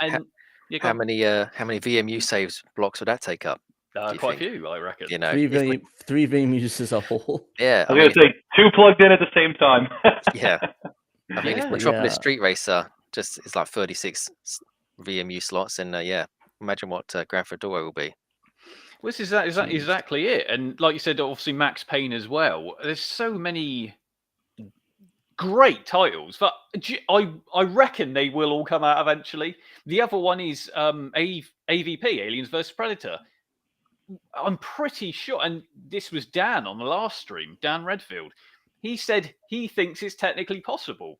So if they're talking about it, it probably means they've either tried it or put some sort of effort into trying it, if that makes sense.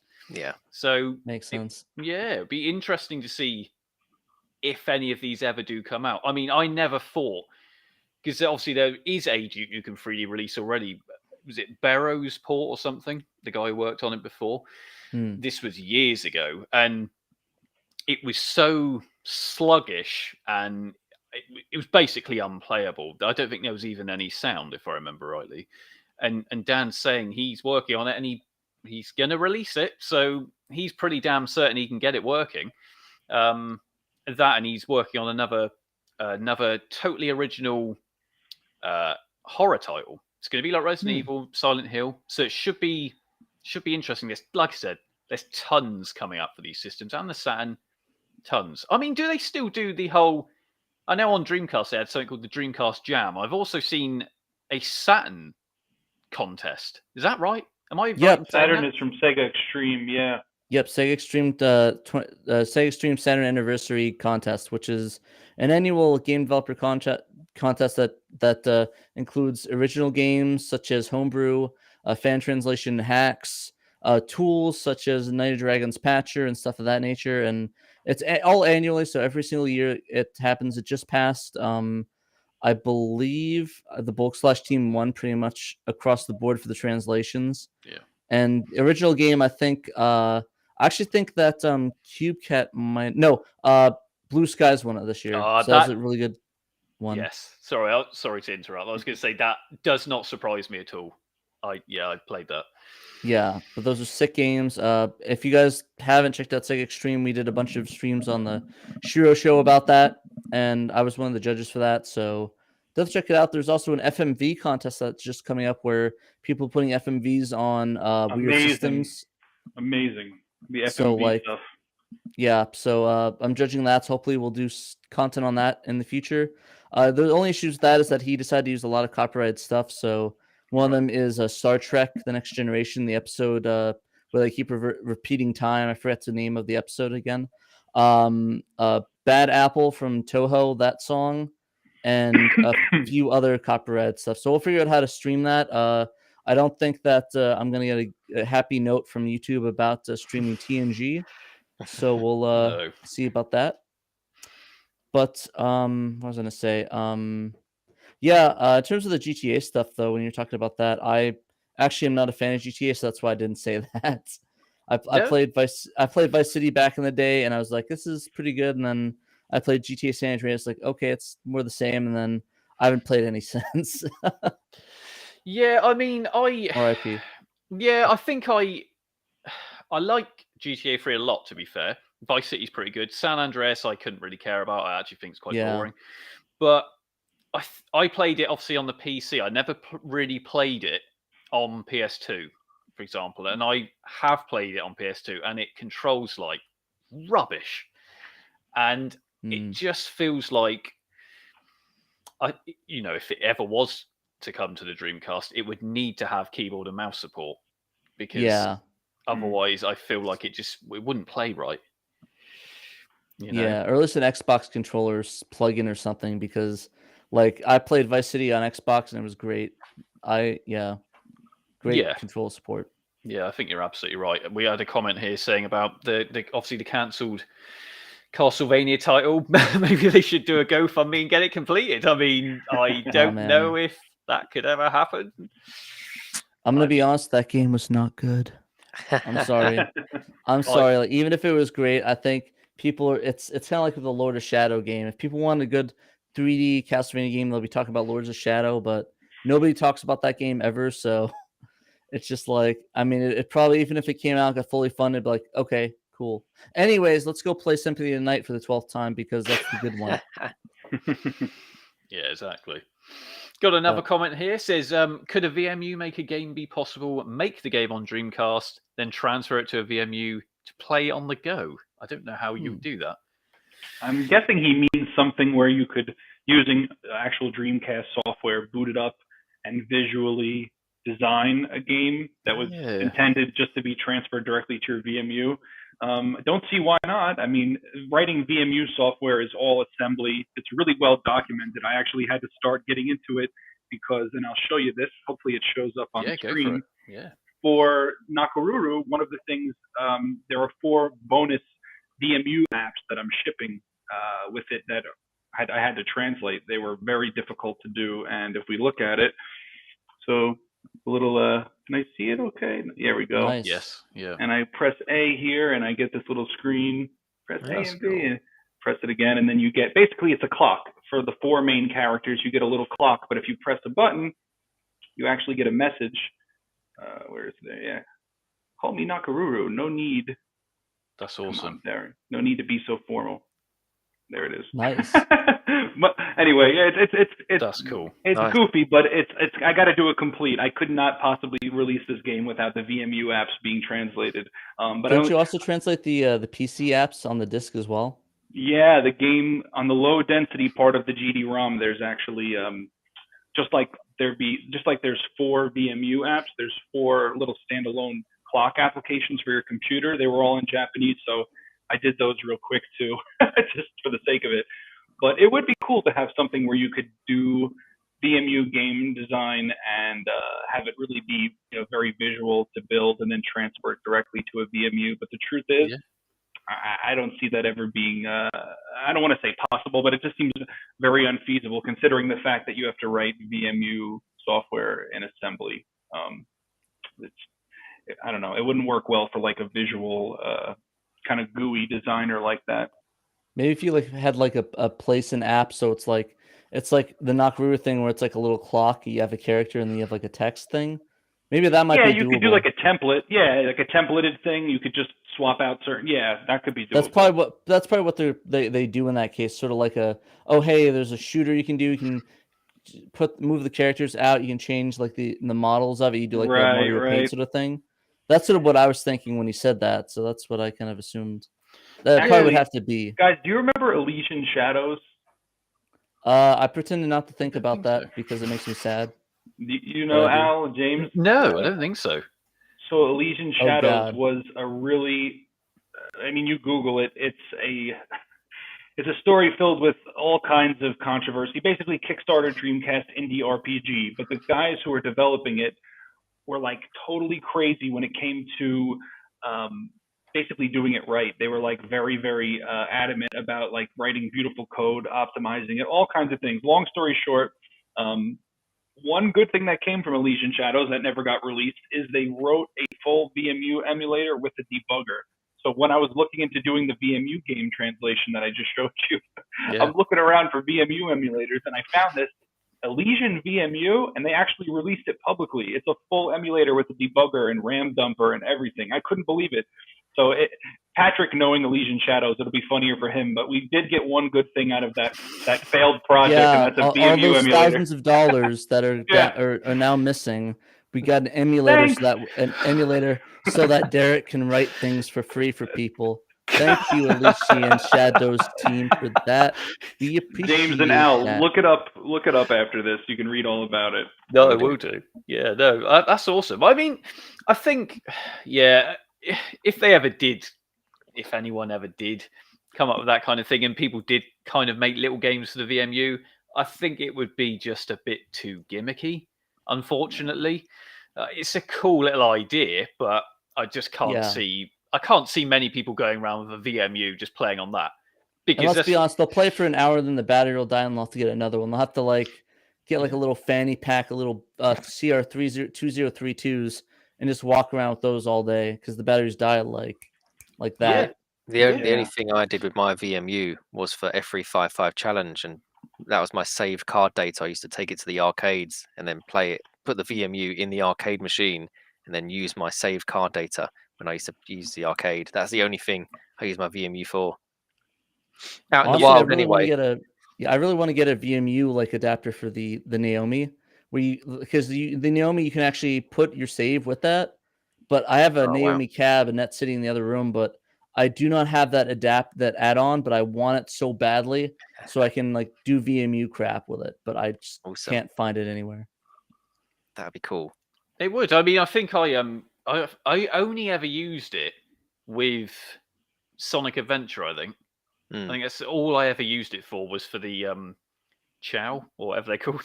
Yeah, the Chow Garden games. Yeah, that's all I ever used it for. But it was fun at the time. I think same. Yeah, me and my brother just played it, and I think you could just join the two together, and then I can't remember. Mortal Kombat, Chow, I'm down. Yeah, I mean that's pretty cool, and I think that's where the VMU could have been.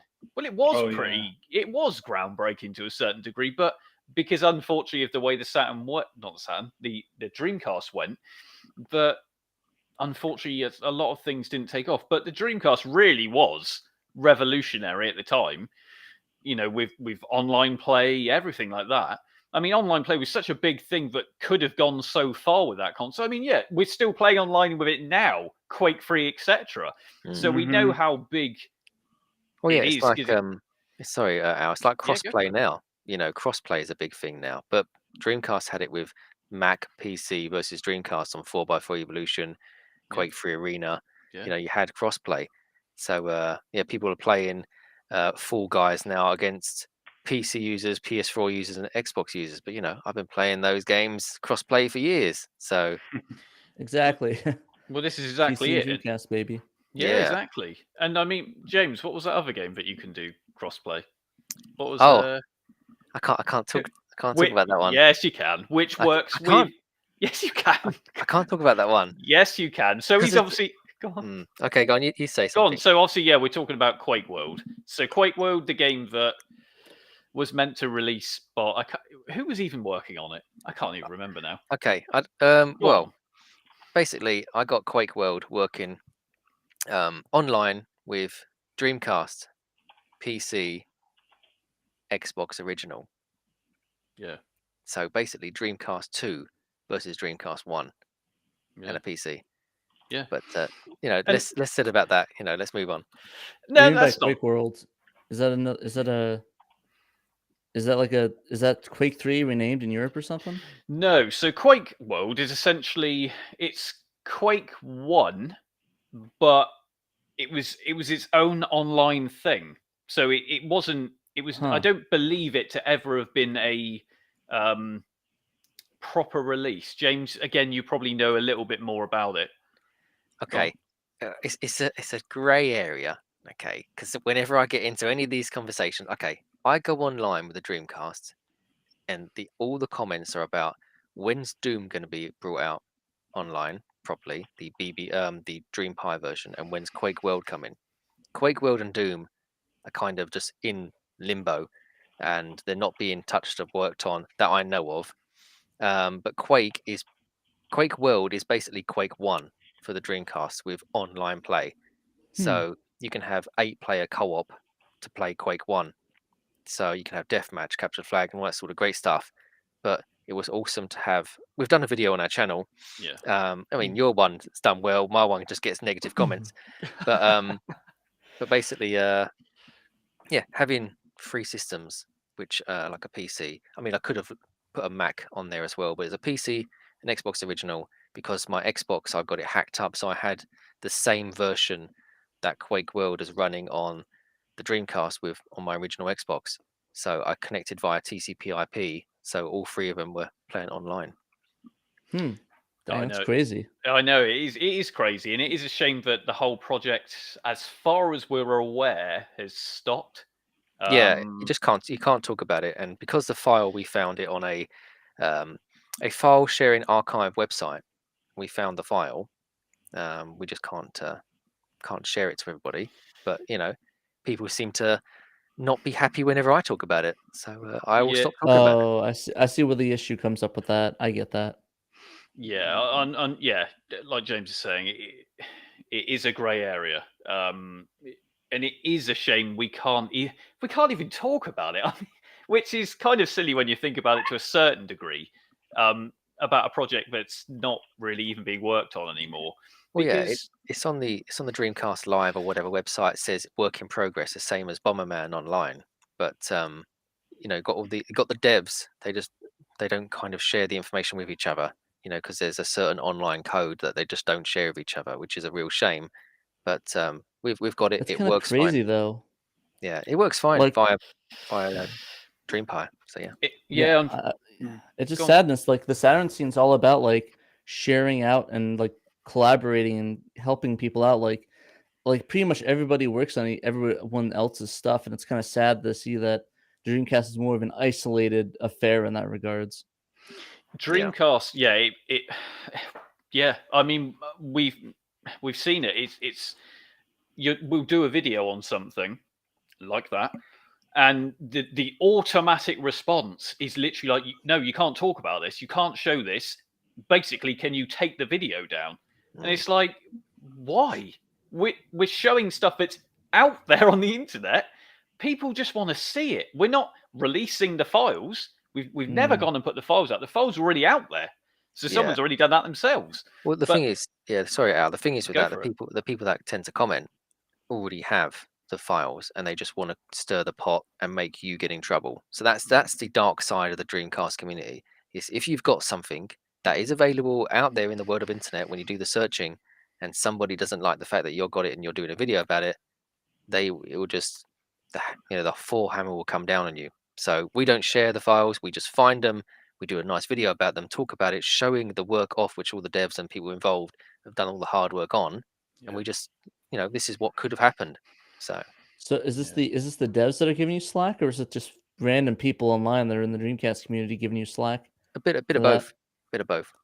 Okay, yeah, I definitely I can see from the developer's perspective if they didn't want it out there, but if it got out there, like it's like, I mean, what are you gonna do if you put it out there and get angry for people talking about it? Well, that's it. I mean, at the end of the day, all publicity is good publicity. This could be a really old version of a build. So if we're showcasing this old build, and it's buggy and it's rubbish and it don't really work, and then they release their full-fledged final product, it just shows how much of the development stage has been done and how well it's been come across. But I'm not going to do a video about that at all. I might do everything apart from the Dreamcast version and just play through those. So and hopefully one day, I mean, they've missed the boat really with the Quake side of things, Quake World, because everybody was talking about Quake, the re-release, and they could have released that at the same time to get everybody hyped up. Oh my gosh, there's a Dreamcast version out there. But no, they've missed the boat with that one. Yeah. Unfortunately, that is the dark side, unfortunately, of covering this sort of stuff. And we see it in forums, etc. It is a shame. And it does seem that Dreamcast seems to be the one that it happens to. Yeah. Like Pat was saying with the Saturn, everyone, it's like a happy family. Whereas Dreamcast, it's like a really dysfunctional family. And there's so many projects. Sorry, I don't want to destroy the narrative. Not to call it a narrative, but it's so funny. I have like the complete opposite experience to what's being described right now between Saturn and Dreamcast. I mean, I love Shiro and Pat, right? Sega Extreme, all those guys. But if I look at what happens when people are trying to share files, share information, or talk to people who are completely green to the console, I see, this is my personal anecdote, I see a lot more, what's the term, gatekeeping and certain degrees of like cockiness and things. I see a lot more of that with some of the old Sega heads that have been around forever, because it's been their little clique, little community for a long time. But I've seen the opposite in Dreamcast, but really it's all anecdotal, right? There's jerks everywhere, and all you need is to have that one experience to go, you know what? This happens a lot over there or over there. But in general, I don't know. That's just me. I don't know. At least for me, like at least the translation stuff. Like, I mean, people that don't know what they're doing are able to hop in and do it. I'm sorry you experienced that though. That really sucks with at least the developers and stuff.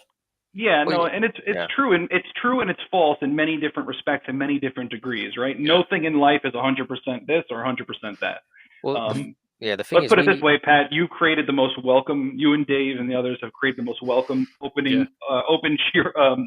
Saturn community on the whole internet, hands down. Yeah, because that's what I hope to do, especially in the developer spaces on there. If you experience it there, then definitely let me know, because I can like fix that. But I mean, and you get a ban, and you get a ban.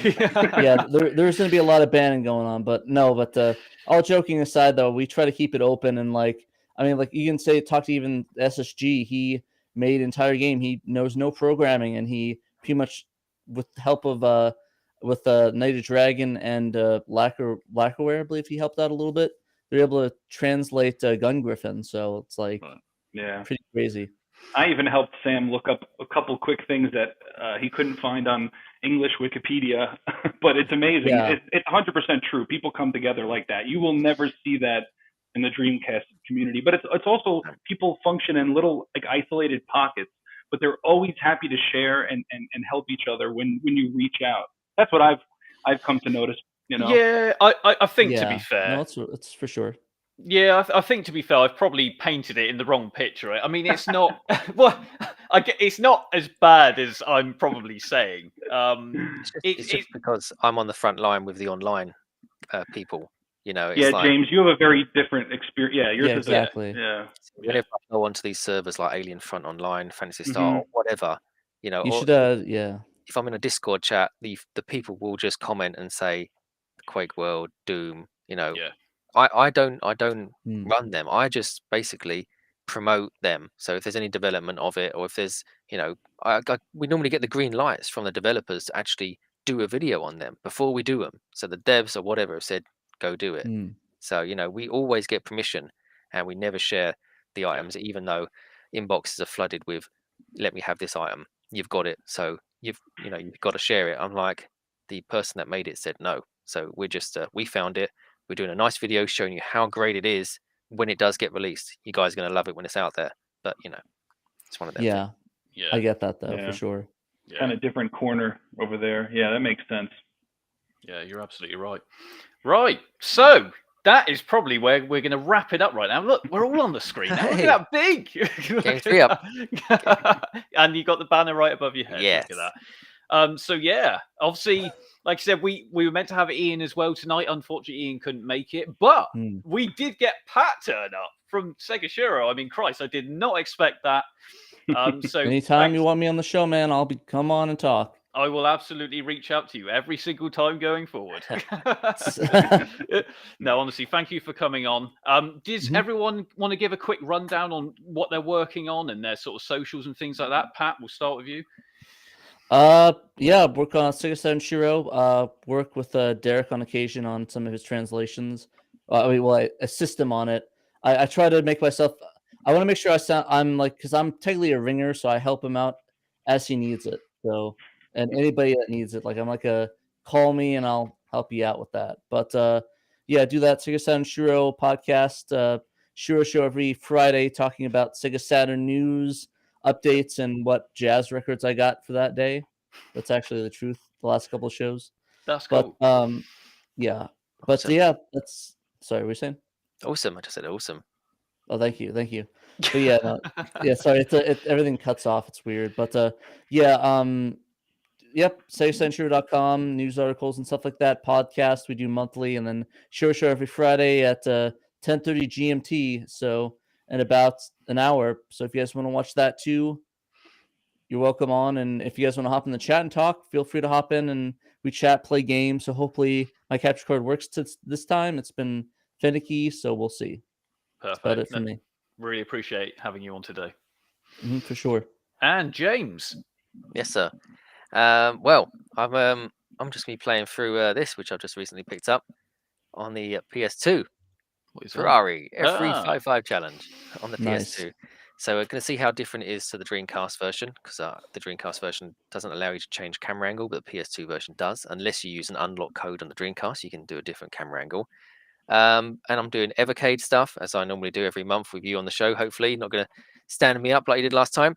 Sorry about that. It's okay. I mean, it's a Valentine's special, so it's kind of like real life. I just sat there at the table with the date, didn't show up. Yikes! This isn't I too had close to to home right work. now. I had to work. It's okay, but yeah. So, and I'm also every Saturday I do a video. So at 12 o'clock in the evening tonight, there's an arcade video of a Model 2 arcade game, and I kind of have the one screen of the gameplay, the other screen using the player 2 or the live replay screen. So just puts them together. So it just shows you that sort of thing. So every Saturday at 12 o'clock in the evening, I do a video of that. So that's all what's coming up on my channel. So yeah, looking forward to it. Thank you very much for being on today, James. My pleasure. My pleasure. Thank you. And Derek. Yeah, so you can find me at my last name down there, my first last name together, either twitter.com/Derek Pascarella, github.com/Derek Pascarella, and if you're ever on the Dreamcast Talk forums or Sega Extreme or Discord, you'll see me under Derek/A-Team, some combination of that. So that's Awesome. where I am. Awesome. Cool. Thank Just you add very him on much. Discord. He'll appreciate it. I think I already have added you on Discord, haven't I?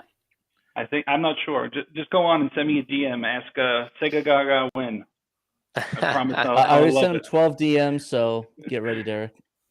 No, from his alternate fake accounts, right, Pat? Yep, all my alternate fake accounts and also official accounts. Spam I'm him not right hiding now. anymore. Do it. Well, Yeah, Al, no. thanks for having me on, man. This was awesome. Seriously, No it worries was at all. a pleasure and a Yes, privilege. thank you again. No worries at all. Yeah, honestly, I do want to thank everyone for coming on tonight. Yeah, it's been a great show. If I don't say so myself, yeah, no, it's been good to have everyone on. Good to have this, like I said, it's just chill chat. That's the way we like to do it. We're all fans of those consoles, so it's just great. It's like chilling out with mates, and Yeah. all we're doing is just talking about the things we love. So, yeah, from the bottom of my heart, everyone, thank you for being on tonight. It's been a great stream. Thank you very much. Awesome. So yeah, everyone, that is it. That is the stream for today. We'll probably have another stream in the next month. I don't quite know who we'll have on next. Who knows? Just keep an eye on the socials, on the channel, everything. Just search Games Re-Up on Twitter. I am on Instagram, but I'm not very active on there. And obviously, if you're subscribing to the channel, YouTube, then yeah, I will post it. Subscribe to Games Re-Up. He has a great channel, and highly recommend. And James' channel as well. Oh. Or he's over there. There we go. James too. I need to get your channel to subscribe right there. Awesome. They're in different positions. It's like all over the place. One of these directions somebody's in. Go subscribe to everybody. I don't think Derek has a channel or something. No, he does. That's a lie. Yeah. He has a channel, but it's like just random updates and just send video updates on there. Yeah. He sends Sega Gaga hate mail, you know. But anyways, yeah, go sub to all these guys. They're awesome. Cool. Do it, Appreciate please. it. Thank you very much. Thank you. Right, and with that, we'll all wave goodbye because we're off. Goodbye, everyone. See you later. Bye. Bye.